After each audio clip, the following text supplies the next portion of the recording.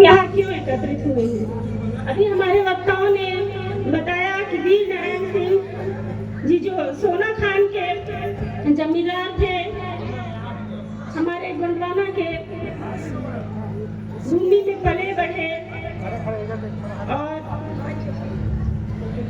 1857 की क्रांति में इन्होंने हमारे समाज के लिए बहुत बड़ा बलिदान दिया। लोगों के लिए, हमारे समाज के लिए अपने प्राणों की आहुति दे दी है। पहले हमारा देश अंग्रेजों के गुलाम में गिरफ्त था, अंग्रेजों की गुलामी से, और इन सबको उबारने के लिए जब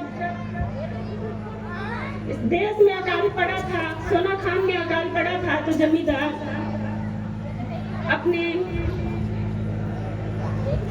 कर्तव्य को निर्वहन करने के लिए गोदाम से अनाज निकालकर गरीबों में बांट दिए। यही कारण था कि इनको देश विरोधी कहा गया अंग्रेजों के द्वारा, और 1857 में इनको पकड़कर रायपुर के जय स्तंभ चौक में इनको फांसी दे दिया गया। और हम इनके इतने बड़े बलिदान हमारे समाज के लिए, तो हम इनको याद करते हुए आज 167वां शहादत दिवस मना रहे हैं। और यहाँ पर हम एकत्रित हुए हैं, क्यों हुए हैं, इस बात पे आप सबको विचार करना है कि क्या हम इसी तरह हर साल इनके शहादत दिवस में हमारे गोंडवाना के जितने भी वीर योद्धा हुए थे, इनको याद करने के लिए ऐसे ही एकत्रित हो जाएंगे, नाच गान करेंगे, गीत संगीत आप लोगों के सामने प्रस्तुत होगा और हम वापस ऐसे ही चले जाएंगे। क्या ऐसे ही होता रहेगा कि हम यहाँ से कुछ निर्णय लेंगे, कुछ शपथ लेंगे कि जिस तरह से हमारे वीर नारायण सिंह ने अपना बलिदान देकर आप सबको इतना अच्छा जीवन दिया है, क्या हम अब आजाद हो गए? आजादी के इतने साल बाद भी,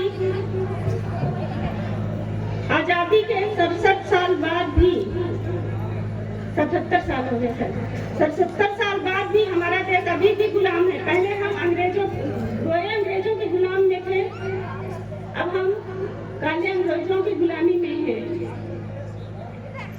1700 साल तक शासन करने के बाद हमारा गोंडवाना अभी भी इतना षड्यंत्र साजिश सहने के बाद भी, और हम अभी भी इस तरह से एकत्रित हुए हैं। साथियों, जिस समाज का शस्त्र शास्त्र और संपत्ति डूब जाता है, वह समाज अनाथ हो जाता है, दिशा विहीन हो जाता है।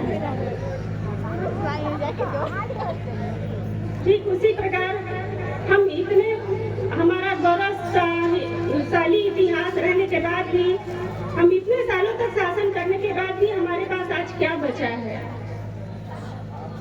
इस बात पे विचार करना होगा।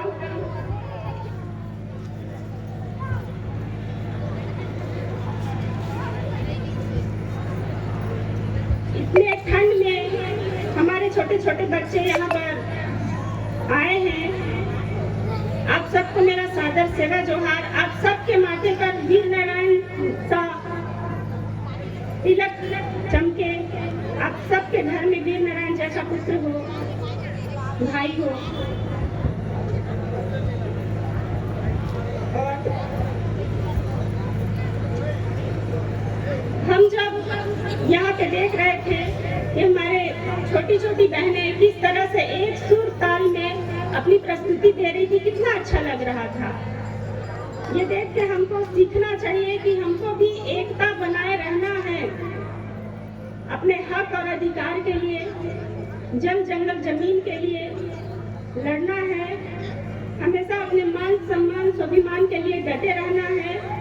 जिस तरह से ये एक सुरताल में प्रस्तुति देते हैं कितना अच्छा लगता है। आप सबको भी संगठित रहना है और हमेशा एकता बनाए रहे, अपने समाज के प्रति समर्पित रहें। इतना कहकर मैं अपनी वाणी को विराम देती हूँ। सादर से बहुत बहुत धन्यवाद उमा दीदी, आपने बहुत ही सारे शब्दों के साथ